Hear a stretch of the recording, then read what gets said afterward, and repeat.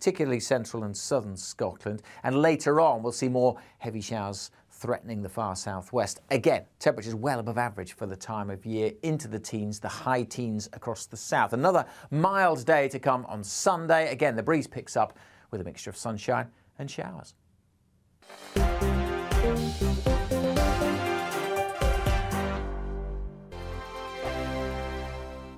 Weekday afternoons on GB News, we've got the whole of the UK covered. From 12 to 3, it's GB News Day with me, Mark Longhurst. And me, Gloria Di Piero. You'll get the very latest on everything that's been going on across our great nation. And from 3 till 6, watch out for GB News Live with me, Patrick Christys. I'm not here to mess around. With all the biggest topics and guests, you will always be up to date. GB News Day and GB News Live from 12 p.m. Only on GB News. The People's Channel, Britain's news channel.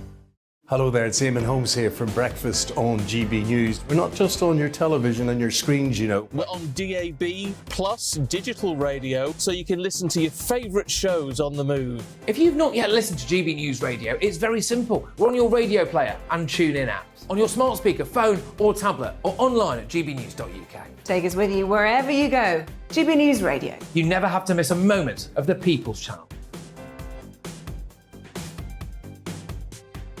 Join my show Farage, 7 p.m. till 8 p.m. Monday through Thursday. And there you will get opinion, analysis, debate, and I'll cover stories that nobody else dares to touch. You've been cancelled. Join the club. Oh my goodness, mate. And then for the last 15 minutes, talking pints. We're over a drink. We have a civilised conversation with someone. We very often disagree, but we do it in a grown-up way. Come and join me on Farage. Hello, I'm Simon Evans. Join me on GB News for Headliners at 11 p.m, where I'll be joined by two of the country's top comedians as we take a look at tomorrow's newspapers tonight. If it's a big story, we'll be covering it, I guarantee, but we'll also have some fun along the way. That's GB News Headliners at 11 p.m. We won't put you to sleep, unlike some of the other paper review shows out there. So join us, 11 p.m, 7 nights a week.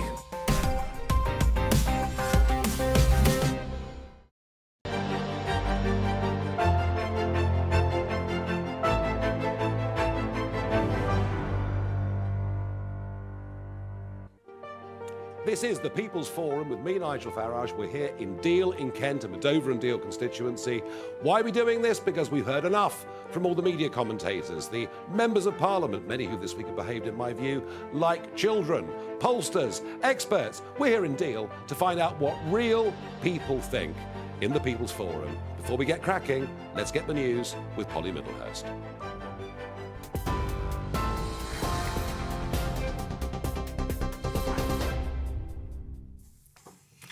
Nigel, thanks very much indeed. The latest from London. A new Prime Minister will be elected by the end of next week, with Liz Truss standing down today after just 44 days in the job.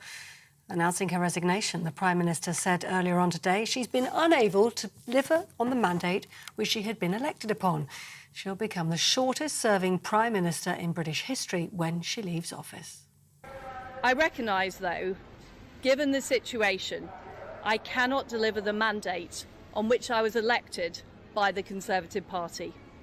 I have therefore spoken to His Majesty the King to notify him that I am resigning as leader of the Conservative Party. This morning I met the chairman of the 1922 committee, Sir Graham Brady.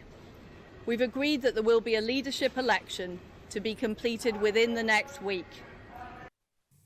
Well, the chairman of the 1922 committee, Sir Graham Brady, says leadership candidates will need the backing now of at least 100 Tory MPs to get on the ballot. But the Labour leader, Sir Keir Starmer, is calling for a general election. Well, what a mess. And this is not just a soap opera at the top of the Tory party. It's doing huge damage to our economy and to the reputation of our country. And the public are paying with higher prices, with higher mortgages. So we can't have a revolving door of chaos. We can't have another experiment at the top of the Tory party. There is an alternative, and that's a stable Labour government. And the public are entitled to have their say, and that's why there should be a general election. Meanwhile, supporters of Boris Johnson are calling for his return, saying he should replace Liz Truss, with reports suggesting he could run in the leadership contest. First Minister of Scotland, Nicola Sturgeon, says there are no words to describe what she says is the utter shambles the Tories are in.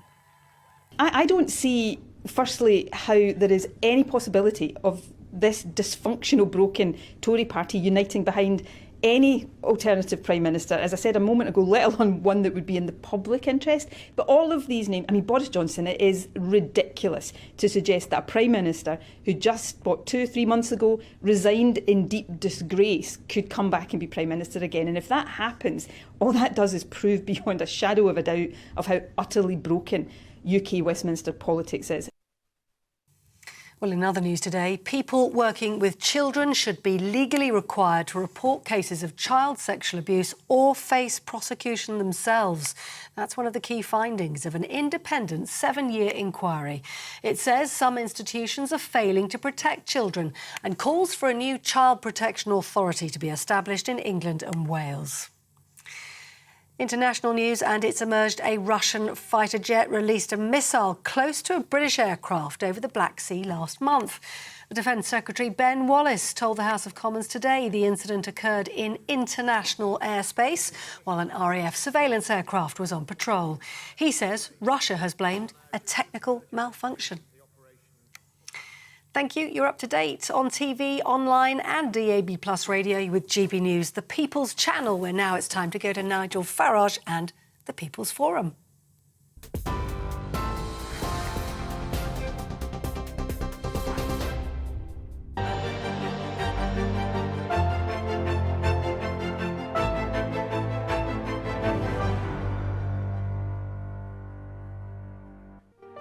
Good evening and welcome to Deal in Kent, this wonderful historic seaside town.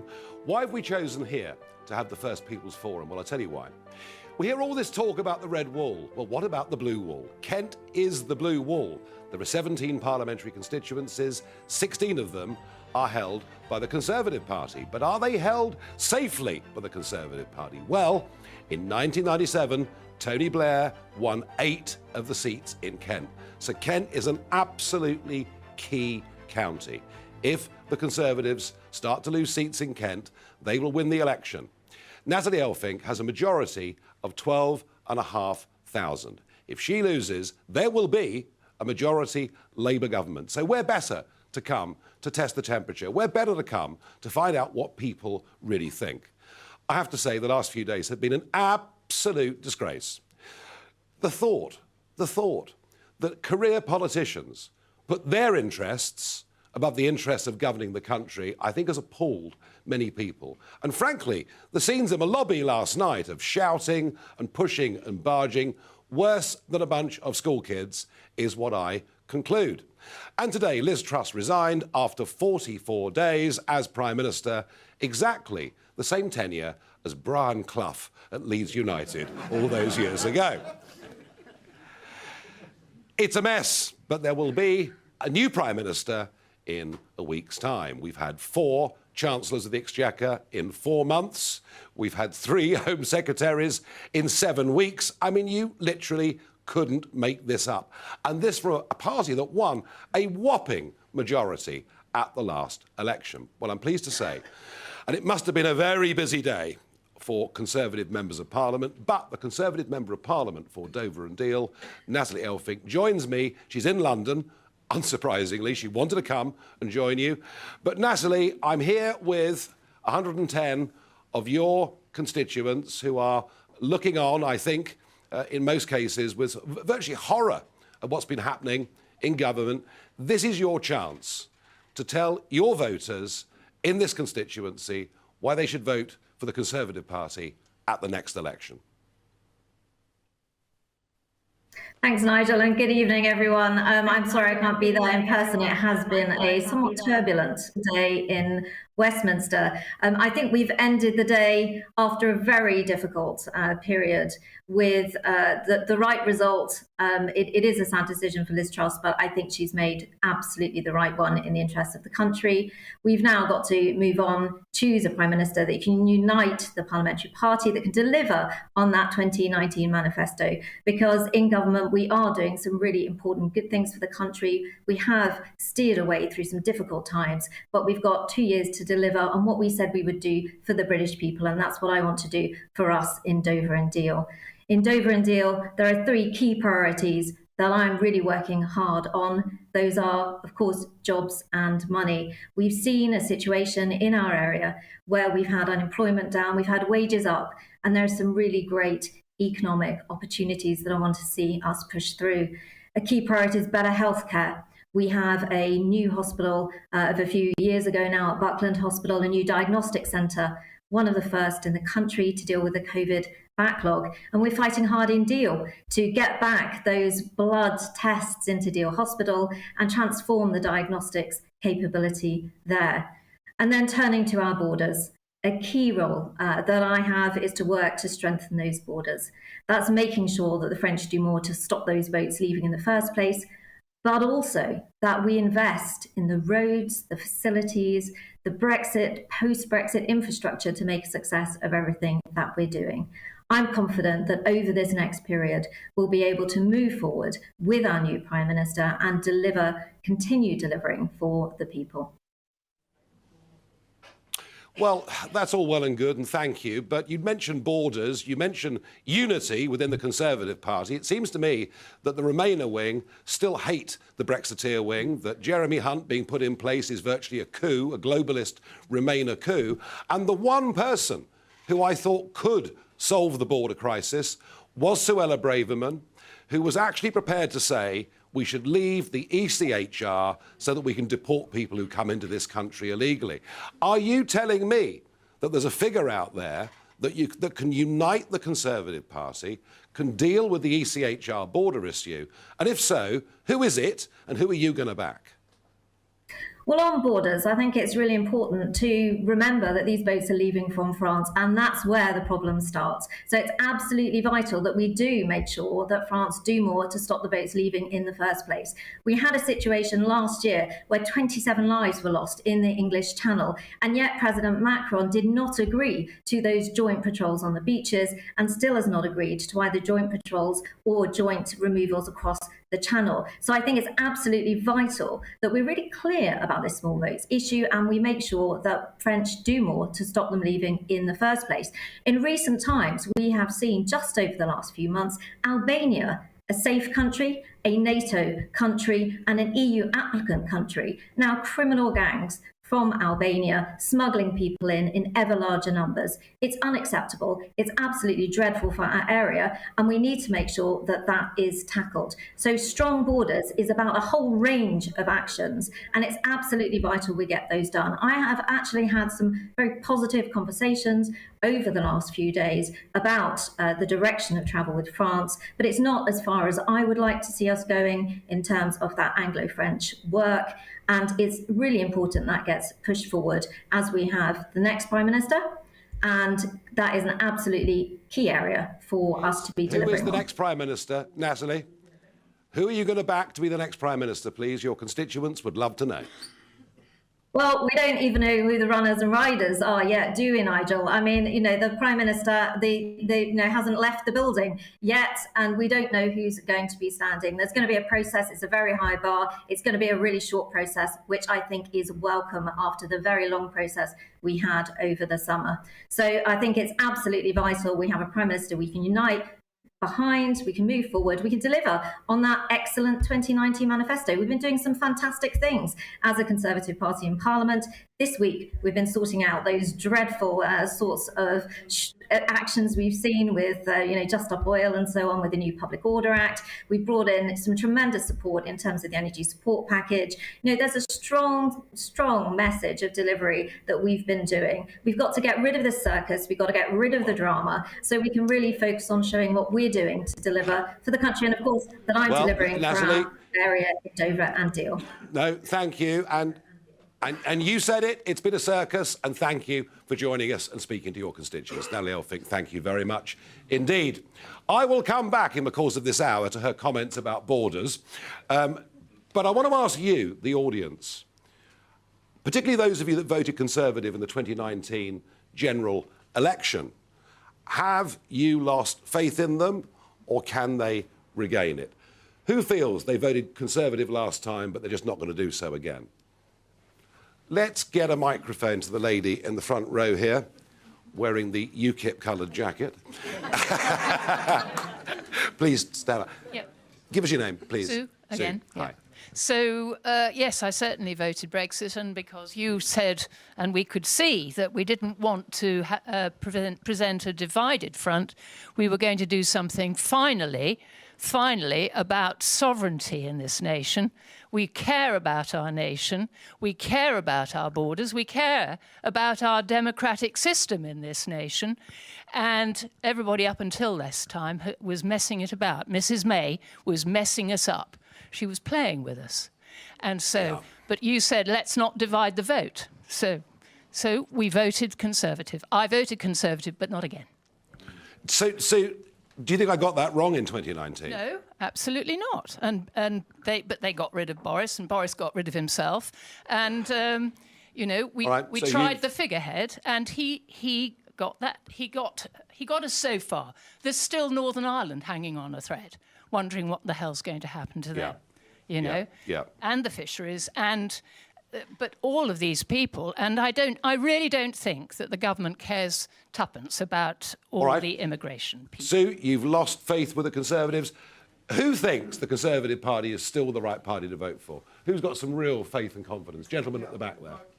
Thank you. My name's Richard, and thanks for the opportunity just to say a couple of things. One of the things that really, really worries me is not the Brexit issue now, but the existential threat to the UK with Nicola Sturgeon, and we've provided them with an open goal, as she said today at Top of the News Now, that politics at Westminster is broken.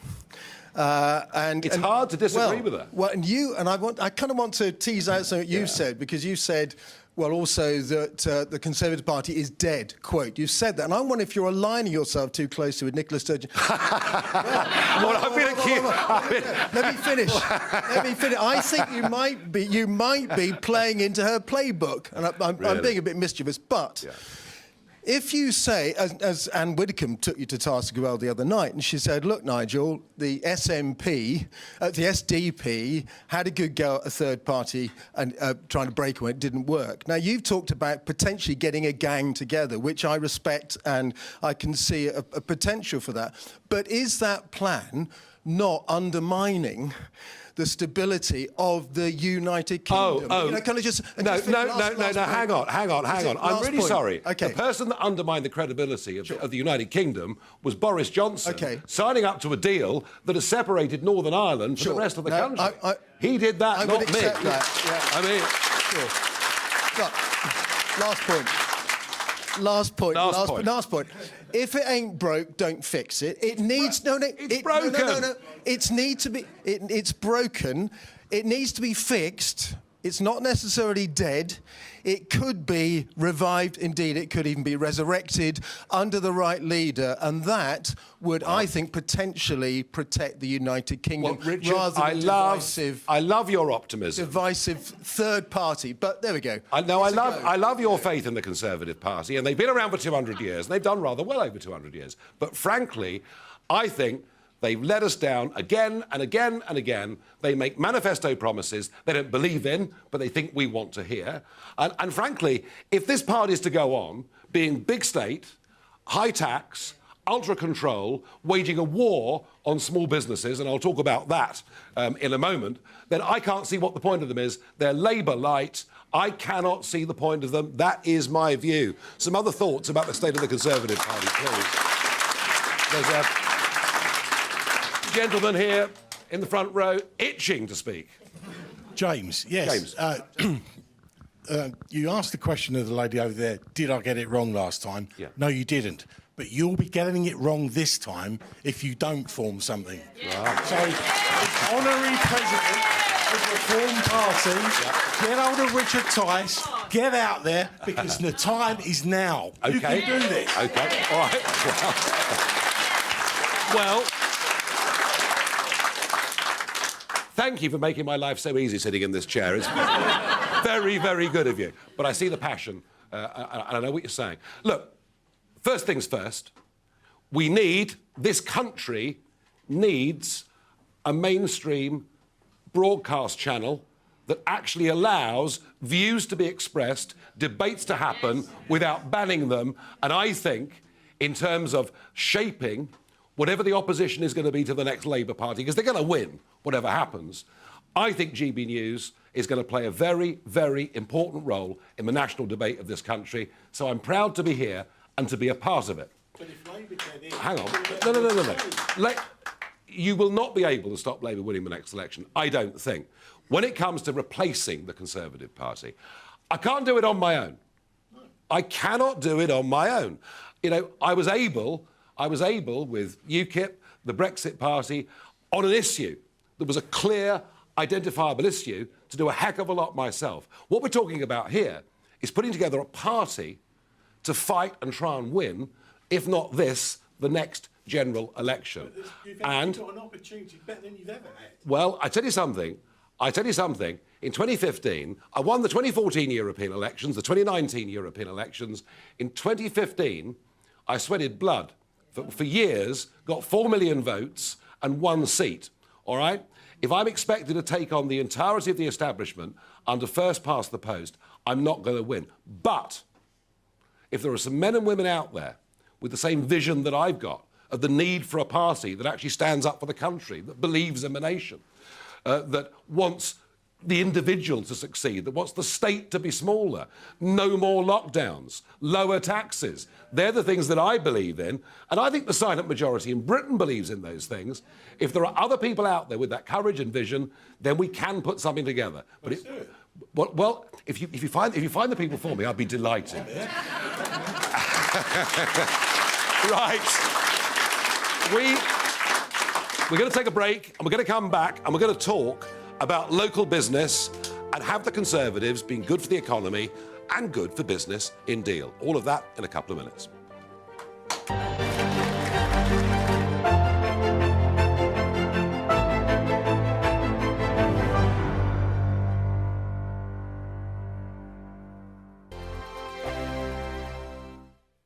Weekday afternoons on GB News, we've got the whole of the UK covered. From 12 to 3, it's GB News Day with me, Mark Longhurst. And me, Gloria Di Piero. You'll get the very latest on everything that's been going on across our great nation. And from 3 till 6, watch out for GB News Live with me, Patrick Christys. I'm not here to mess around with all the biggest topics and guests. You will always be up to date. GB News Day and GB News Live from 12 p.m. Only on GB News. The People's Channel, Britain's news channel. Hello there, it's Eamon Holmes here from Breakfast on GB News. We're not just on your television and your screens, you know. We're on DAB plus digital radio, so you can listen to your favourite shows on the move. If you've not yet listened to GB News Radio, it's very simple. We're on your radio player and TuneIn apps, on your smart speaker, phone or tablet, or online at gbnews.uk. Take us with you wherever you go. GB News Radio. You never have to miss a moment of the People's Channel. Join my show Farage, 7 p.m. till 8 p.m. Monday through Thursday. And there you will get opinion, analysis, debate, and I'll cover stories that nobody else dares to touch. You've been cancelled. Join the club. Oh, my goodness, brilliant. And then for the last 15 minutes, talking pints. We're over a drink. We have a civilised conversation with someone.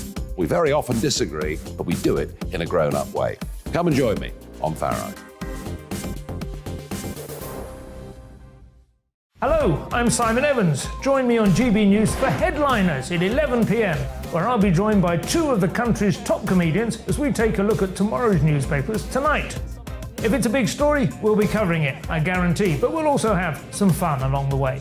That's GB News Headliners at 11 p.m. We won't put you to sleep, unlike some of the other paper review shows out there. So join us, 11 p.m, 7 nights a week.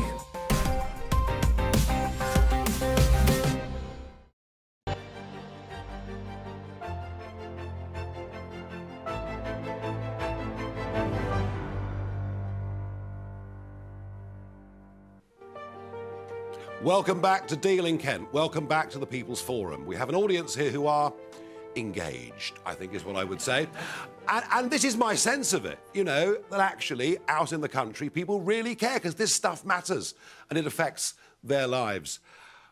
One of the things that has really upset me is even if the mini-budget made mistakes, I felt for the first time in nearly 40 years we had a Prime Minister and a Chancellor trying to reduce the size of a state, trying to reduce the tax we all pay. And Liam Halligan, GB News' economics editor, it's all gone, isn't it? I think so. I think the chances are, amidst this maelstrom, that Jeremy Hunt will remain Chancellor. Jeremy Hunt, who basically seemed to put the Prime Minister into special measures, like some kind of Ofcom inspector, reversing a lot of the mini-budget. And I think, the corporation tax will go up to 25%, unfortunately. I think that will hammer lots of small businesses who have had a hard time during lockdown. We don't know if the triple lock is going to be maintained for pensioners. Of course, that was a promise that Liz Truss made yesterday. Yeah. So there are lots of things that are uncertain, but I don't think we're going to get back to this lower tax agenda. And let's be clear, Nigel, the mini-budget, it was hardly some kind of radical, extreme set of measures. It was an attempt to lower the total tax burden, the share of our economy that's taken by tax, from a 70-year high to 0.5% lower. It was not a particularly extreme set of measures, though there were mistakes in the messaging and the timing, as we've discussed. Yeah, and the presentation. Well, let's get some views on local business. Martin Hayes he's a home travel agent. Martin, let's get the microphone to you. And it interests me, this, because during the pandemic, nobody that works in the public sector paid any price at all. They all kept their jobs. They work from home, pensions intact, the weather was lovely, drinking beer in the garden. It's not all bad, but people out there in private business paid a hell of a price. How was the pandemic for you? The pandemic was disastrous because obviously I'm in travel, and for the past 2 years there has been no travel. Now there is a pent-up demand for travel. People are waiting to get away desperately. But what do we have now? We have the exchange rates, particularly in the USA, which is one of our major markets, which is going to affect us dramatically. Also, airfares, because of oil prices, is another thing that's really going to affect us. We thought we were going to have a very good year. Now we're not so sure. When you look at the Conservative Party, which had a reputation of being the party of business and the party of small business, I'm not so sure it is anymore.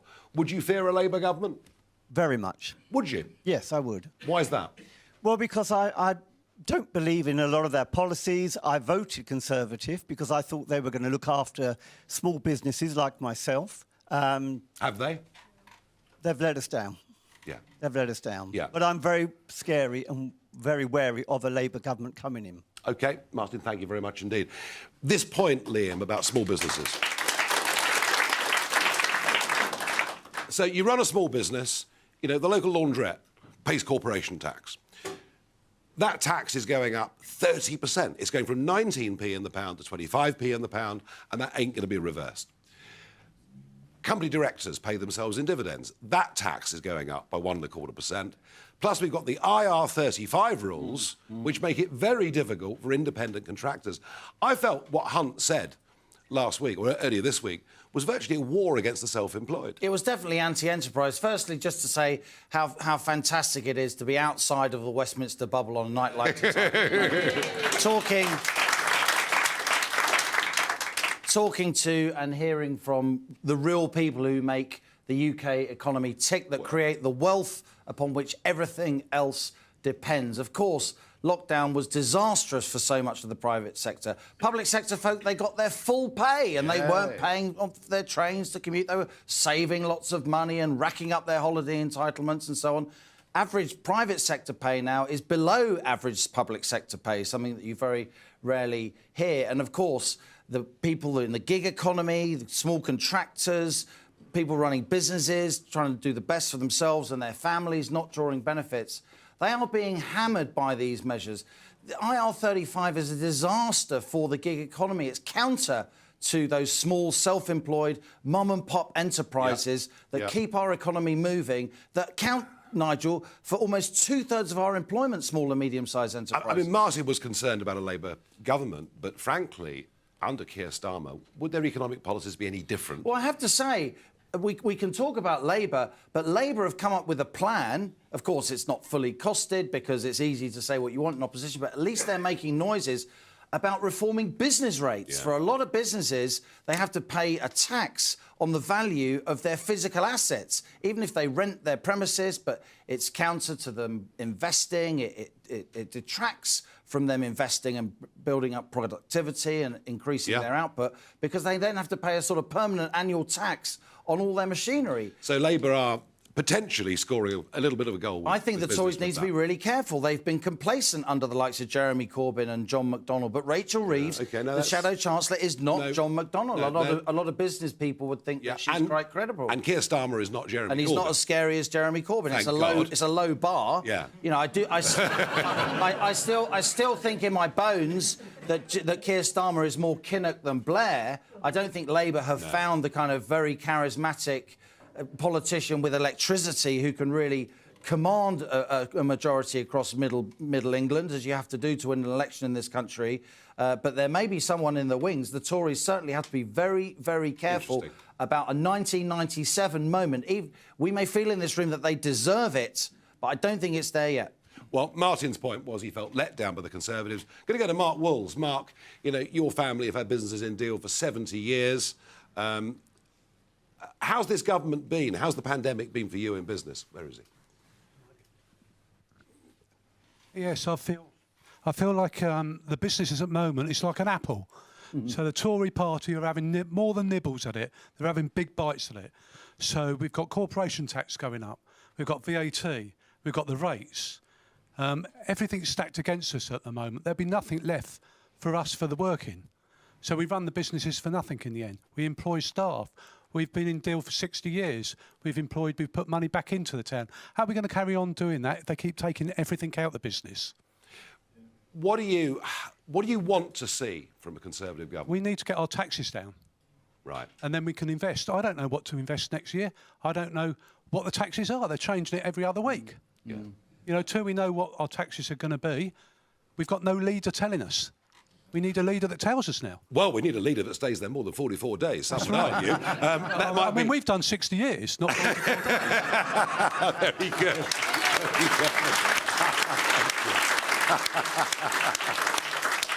So, a plea there from Mark, Liam. Is there any prospect that Mark's going to get what he wants? Let's say... Now, Boris Johnson, as we speak, folks, is on an aeroplane back from the Caribbean, and he may well chuck his name in the hat to be leader. Is there any prospect that Boris Johnson wins, is Mark going to get what he wants and lower business taxes? He's not, is he? Well, I think listening to Mark, you realise it hits you smack between the eyes as the Westminster politicians play parlour games, scrapping over the top job, trying to wring a bit more prestige out of their particular position. Meanwhile, ordinary men and women are trying to make ends meet, trying to build wealth in local communities.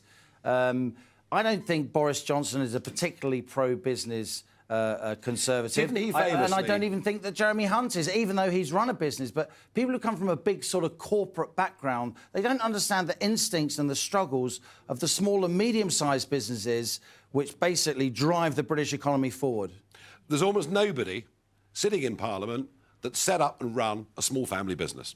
Very, very few people. And that shows. And that's why they're so out of touch with what ordinary men and women want. Look, small business owners, people who work in small businesses, they're the ultimate pragmatic swing voters. They don't really mind who's in power. They're not politically tribal. They don't obsess over politics. They just want somebody who can lead, and they want some kind of stability. The country's screaming for stability. And if the Conservatives can't provide stability, what are they for? Well, absolutely. Maybe this is where this new party comes in, you see. Someone that does act... No, but I mean it. Someone that stands up for the millions. You sound like you're trying to convince yourself. No, well, I probably am. I mean, we can reverse this interview if you like. No, I've already been given a very tough time, don't worry. Breaking news, 33 members of Parliament have said they want to support Boris Johnson, and 27 so far, Rishi Sunak. So we'll see... Oh, oh. It's like being at a pantomime, isn't it?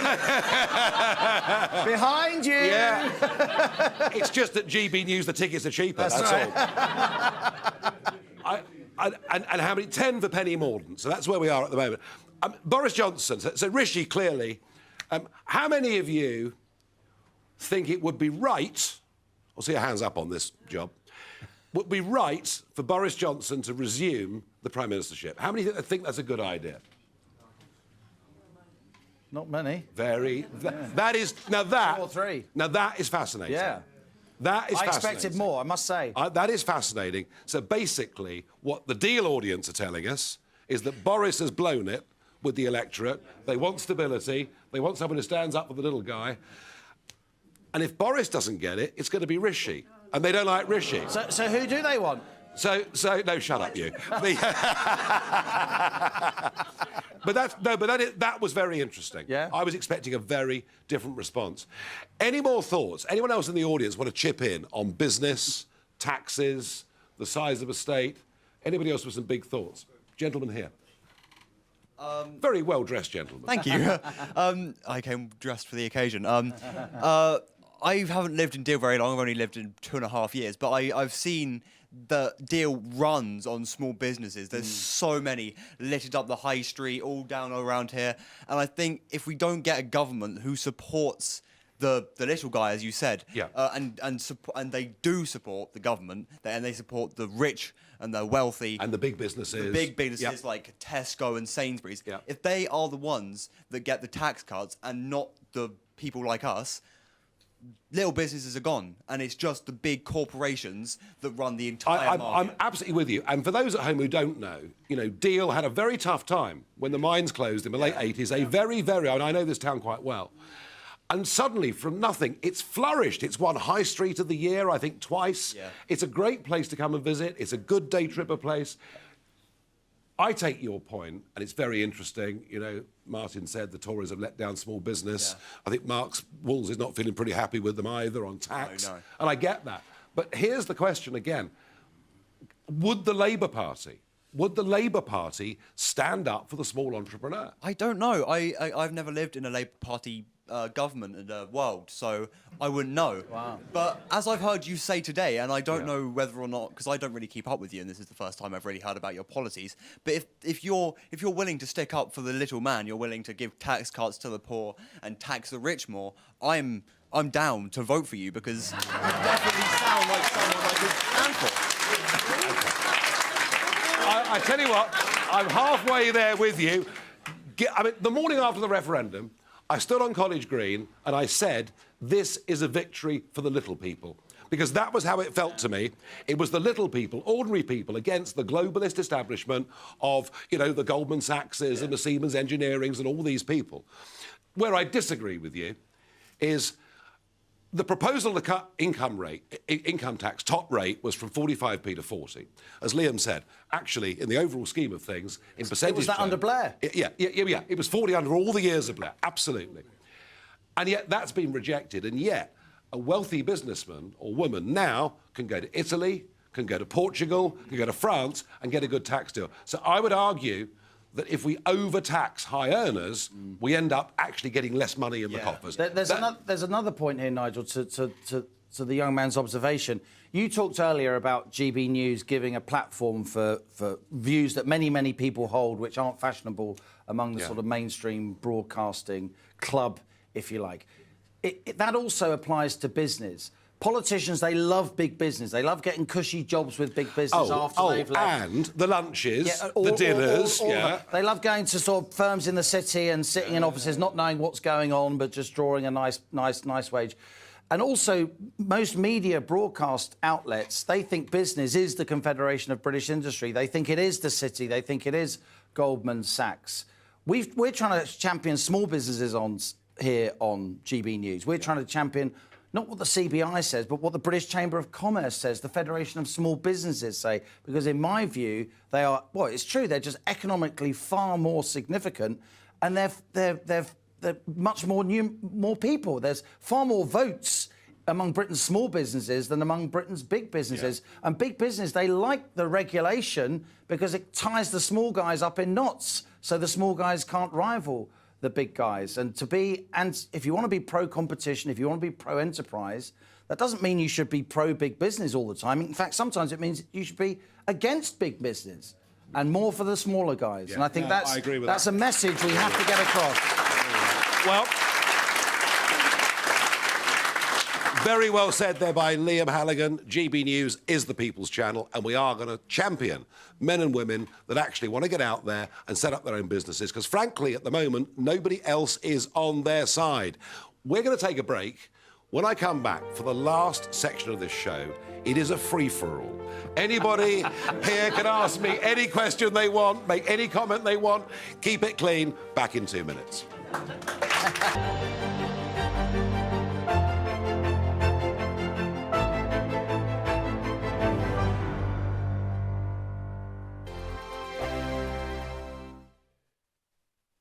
Weekday afternoons on GB News, we've got the whole of the UK covered. From 12 to 3, it's GB News Day with me, Mark Longhurst. And me, Gloria Di Piero. You'll get the very latest on everything that's been going on across our great nation. And from 3 till 6, watch out for GB News Live with me, Patrick Christys. I'm not here to mess around with all the biggest topics and guests. You will always be up to date. GB News Day and GB News Live from 12 p.m. Only on GB News. The People's Channel, Britain's news channel.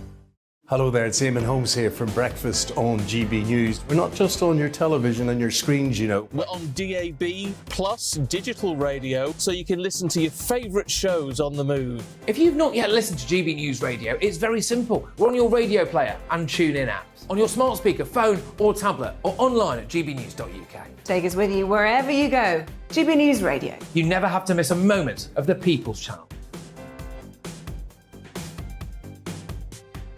Join my show Farage, 7 p.m. till 8 p.m. Monday through Thursday, and there you will get opinion, analysis, debate, and I'll cover stories that nobody else dares to touch. You've been cancelled. Join the club. Oh my goodness, brilliant. And then for the last 15 minutes, talking pints. We're over a drink. We have a civilised conversation with someone. We very often disagree, but we do it in a grown-up way. Come and join me on Farage. Hello, I'm Simon Evans. Join me on GB News for Headliners at 11 p.m, where I'll be joined by two of the country's top comedians as we take a look at tomorrow's newspapers tonight. If it's a big story, we'll be covering it, I guarantee, but we'll also have some fun along the way. That's GB News Headliners at 11 p.m. We won't put you to sleep, unlike some of the other paper review shows out there. So join us, 11 p.m, 7 nights a week.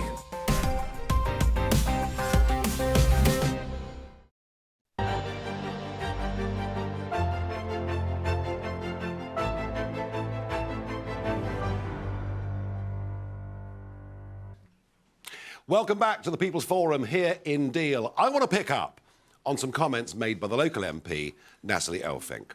She said she wants to deal with the Channel crisis. She wants decisive action, that it's wrong that people get in dangerous inflatable boats and cross the English Channel. I am sick to death of hearing this from Tory politicians who have done nothing to solve the problem. And the scale of what we're talking about, over 75,000 people have now crossed the English Channel. 70,000 of them men, and most of those young men. And they are coming, I'm sorry, some people don't like to hear this, but they're coming from very, very different cultures. We haven't got a clue who they are. And over the course of this year, we now see, and it's advertised on TikTok every day, the Albanian criminal gangs openly saying to people, come to Britain, join the drugs trade, or even worse, and you can make a lot of money. And frankly, I think we're being humiliated as a nation. I'm sick to death of a Conservative government talking tough and delivering nothing. And I did actually think that Suella Braverman was the first Home Secretary who genuinely believed not only in leaving the ECHR, not only in getting a grip on illegal immigration, but she made the point that legal immigration into Britain is too high anyway. Now, I've been saying this for year after year after year, but think about this. The British population has risen by 10 million since the year 2000. And 85% of that is directly down to immigration. Is it any wonder you can't get a GP appointment? You can't get your kid into the local primary school? She was a real hope for me on this issue, and now she's gone. And as for the idea that if you stop the boats on the French beaches, you'll solve the problem, look, you stop them one day, they simply come back the next. You know, they're launching over there from a length of beach 60 to 70 miles long. They've got hundreds of square miles of sand dunes. All we've got in Kent is the shingle, but they've got sand dunes over there. It wouldn't matter. You'd need a whole army to stop those boats from launching, and the reason they're coming is they know we're a soft touch. It's a 4-star hotel, it's 3 meals a day, it's spending money, and a chance to work in the criminal world. So, Natalie, I mean, you're not here. I can't have a fight with you virtually, but I just think that's wrong. I think we need more decisive action. Anyway, I've said my piece on that. I now want to open this up to the audience. I want you to give your comments, your thoughts, your questions. The gentleman at the back there. Yes, sir. Oh, I was lucky enough to ask Boris in 2019 this question I'm going to ask again, which is, we measure everything, we have policies for just about everything for health and education, but we don't seem to have a policy for population. We're a tiny country, apparently more densely populated than Holland now. Yes. What are we going to do about it? If we have a lack of homes, a lack of hospital places, schools and so on, surely it's just common sense. Some countries like New Zealand limit investment in population. Other countries like the Baltics are losing population. Italy and Japan are going to be extinct at the rate of the rebirth, of the replacement. Yeah. No one ever talks about it. No, well, I do, sir, and I've talked about it for years and years and years, and my goodness gracious me, the abuse that I've taken, for daring to raise these subjects. And, you know, there are those on the left, on the hard left of politics, who believe there should be no national borders whatsoever, there should be no limits, to who travels around the world. That clearly is stone bonkers. But conservative cowardice is the major problem here. And I'm going to say this about Boris. Boris couldn't give a damn about immigration numbers. He's never been interested. In the referendum, he very reluctantly talked about the issue towards the end. And when he was asked afterwards, he said, it's great we've got back control, but he's never once said he wanted to use that control. And I think the truth of it is, whilst we've had some wonderful people that have come into this country in the last 20 years and worked their socks off, paid their taxes, integrated into society, no question about that. Some wonderful people that have come. The sheer numbers are leading to a declining quality of life in this country. You know, why have we got smart motorways? Because there are more people in the country and more cars. So my view is that Boris was always disinterested in this subject, and that so many others in the Conservative Party, whilst they would agree with you and I on this topic, don't have the guts to speak out because they're going to get abused on social media, or The Guardian are going to be nasty to them. And that, sir, is my summation. What did Boris say in his answer? He used my question to talk for 30 minutes. and mentioned the point system in Australia. Yes. At the time. But I have 3 children who want to acquire property. It's going to be, like for everybody else here with children, it's extremely difficult because of the ratio of population to the housing stock. Yeah. Take another effect, the number of cars was something like 22 million. Now we have something like 36 million, yes, we I do. believe. We do. If you are coming from Bristol to here, it was possible legally in under 3 hours. You can add another hour to that now. Yeah. So what I'm really, I'd like to see from a new political party is some sort of policy on what to do about this. I mean, is it sensible, or do we ignore it? Is it too much of a political hot potato? Well, I remember being asked by Nick Robinson of the BBC, the magnificent BBC. I had the Today programme on, and the last 5 or 10 minutes was a debate about the state of the country. And they had Polly Toynbee from The Guardian, and she said her bit, and we knew what. And then to represent the Conservative side of the argument, Max Hastings, who said Nigel Farage has done more damage to this country than anybody else in the last 30 years. And that's the BBC for you, isn't it? Robinson once said to me, but an increase in population through immigration leads to higher GDP. Well, I've had enough of bowing down to the god of GDP, there is something called community. There is something called belonging. There is something called a sense of national identity. And these things matter more than whether GDP goes up by 1 pip or down by 1 pip, in my view. Thank you. OK. Right. Any more thoughts on that or any other subject? There's someone behind me. He's behind you. Yes, sir. Your name, please. Oh, I'm Matt. Now, you are a journalist, aren't you? I am, yeah. Fair enough. I feel I have to ask this because you said at the start people are coming from very different cultures. Yes. Your critics would say this is dog whistle racism. What would be your response to that? No. I tell you what I'm saying. I think that if you have an immigration rate that runs too high, with people who speak different languages, have a totally different culture, and in particular, attitudes towards women and their place in society, then I think you're storing up for yourself an enormous problem, which then leads to cities with divided communities. I've seen divided communities in Belfast in the 1990s. I've seen what it's like when people live apart for reasons of religion, predominantly in that case. And I just think, you know, it's very interesting.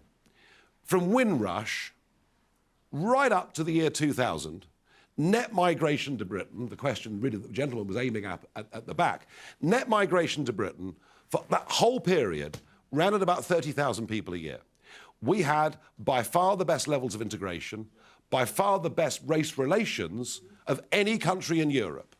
And then Blair opened the doors, the Tories have kept them open, and that's why this has now become a big political issue. When I was first elected to the European Parliament, immigration wasn't even mentioned on my literature. It wasn't an issue.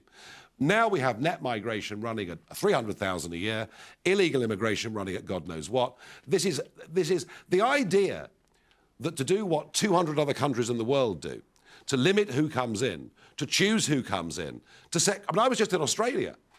You know, I mean, goodness gracious me, you've got to have health insurance for 4 years. You've got to show, you know, that you look after yourself and not be a burden. You've got to show you haven't got a criminal record. They've changed the policy from a couple of hundred years ago. So what I'm arguing is we do this properly, we do this sensibly, and anyone that wants to condemn that as being racist, it's clearly nonsense, and yet so many politicians are fearful of that word, they don't engage properly with the debate. I'm going to just go in.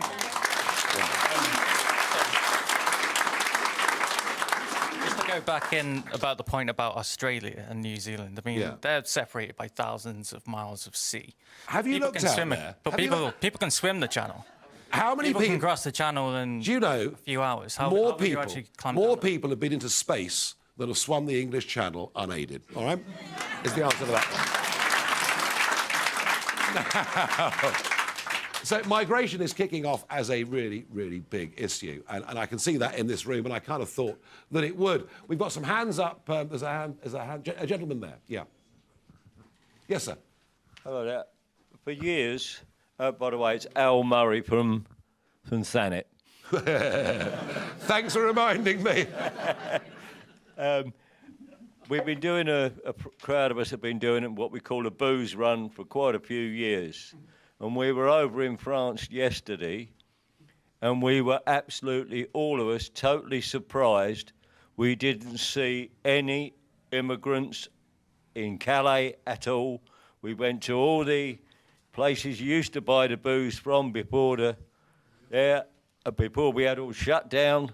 They're all shut, except for one, and that's only half the size. But yesterday was such a surprise not to see a single black face or anyone on the street corners. I don't know what's happening. I don't know whether colour's an issue here. I don't think it is. I think culture's the issue with immigration, not colour. I'd like to suggest that to you, sir. But if there were no people loitering around in Calais that had come into the area recently, well, it's not surprising. They're all in Manston, up the road. They've come in their thousands in the last couple of weeks. There's a young man at the back there with his hand up who'd like the microphone. Give us your name, sir. Thomas. Thomas, hello. I do think that the increasing concern that we have about immigration, which is absolutely legitimate, is also intensified by just a general sense of homelessness that we have in Britain. And there's no question that this is made all the harder by just how difficult it is to get on the housing ladder. When people own their own properties, they care about the communities that they live in. And when you're having to live in a place of transit, like so many people like me for so long, you end up almost losing faith. You're never feeling at home anywhere. So what do you think we should do to actually help get more people on the housing ladder so that we can actually build communities and homes from scratch again like we did before? It's a demand-supply issue. It's very, very simple. In a big year, we might build 250,000 houses, something like that. But against the rise of population every year, it doesn't work. I mean, the last time I calculated this, we had to build one new dwelling every 4 minutes just to cope with legal immigration into Britain. So it gives you an idea of the scale of this. Now, we are going to have to build. There's no question we're going to have to build. We're going to have big house building programmes. Possibly the concept of new towns is going to come back. With the housing crisis, whilst importing like a small city's worth of people every single year. But at the same time, there are a lot of people in the rentier sector who are doing very, very well out of shafting young, enterprising people and making those areas worse off as a result because they don't look after them. They don't even interact with the area. And they're doing very well out of this immigration problem as well, not least because they have more customers. Yeah. And needless to say, the elephant in the room is Tory developers are doing very, very, very well out of this too. Well, yes. The relationship between big business and big government and then who ends up in the House of Lords is something we'll have to discuss another day. But I'm not just looking, by the way, getting back to the gentleman that asked the question earlier, for me, this isn't just about replacing the Conservative Party. I think we need a new electoral system. I don't think first past the post is fit for purpose anymore in the 21st century. I think the postal voting list is an absolute disaster, open to fraud, abuse, intimidation. And the House of Lords, stuffed with the mates of a series of prime ministers, I think is an absolute abomination and needs to go. So I am a genuine political radical when it comes to these things. OK. We've got a couple of minutes left on the programme. I see Martin is itching to get back into the action. Therefore, we will provide you with a microphone. Thank you very much. The charity Care for Calais are taking the government to court because they deported 11 Albanians. How do these charities fund such expensive court cases? Are they funded by the actual traffickers? Where's their money coming from? Well, of course, being a charity, they don't have to declare what their sources of income are. And that's how the charity sector works. Would they be in league? Well, we have to be very careful with language like that because my experience of these organisations is they're very well funded, and if you say a word out of place, you will be sued by them. I saw some video footage last week of Care for Calais dancing at one of the migrant camps in northern France. And then I saw one of the individuals who was dancing with them literally doing a selfie in a boat. And at Dungeness, they give them packages, including toothbrushes, some of which have been used as weapons against Border Force officers up the road in Manston. We're finished. It's over. We're done with the People's Forum. We could, in fact, I think, have stayed here for hour after hour. I want to say a really big thanks to the Deal, Victoria and Barnes Close Cricket Club. They've been great hosts this evening. I want to say thanks to the audience for coming along. Great to hear what real people think. The big takeout for tonight is Boris isn't quite as popular as perhaps he really thinks he is. Maybe MPs will take note of that. I'm done. I'm back on GB News on Monday, but I'm now going to hand over so we can see the all-important weather. Thank you, everybody. Thank you very much. Hello, Alex Deakin here with your latest weather update from the Met Office. A day of blustery showers to come tomorrow. It should be a bit drier in the east compared to today. And everywhere it will again be pretty mild. In fact, mild for the next several days. We've got low pressure moving in, bringing the showers tomorrow. It kind of fizzles out on Saturday, a bit of a gap across the south before another low arrives on Sunday, bringing further bands of showers. Let's get back to tonight because it's a pretty wet affair across a good part of eastern Scotland. Some heavy bursts mixed in, but that rain easing off as it spreads across the far north. Then something a bit drier, easing off the rain across northeast England, but turning misty with a few fog patches, and then Here come the showers into the southwest. Everywhere it's going to be a pretty mild night. Double digits for the vast majority. On to Friday's weather. We start with heavy showers for Wales, the Midlands, southwest England. But those showers spread more widely to Northern Ireland, southern Scotland, right across northern England. Much of eastern England will be dry for most of the day, certainly a lot drier than today. But even here, some showers are likely come the late afternoon.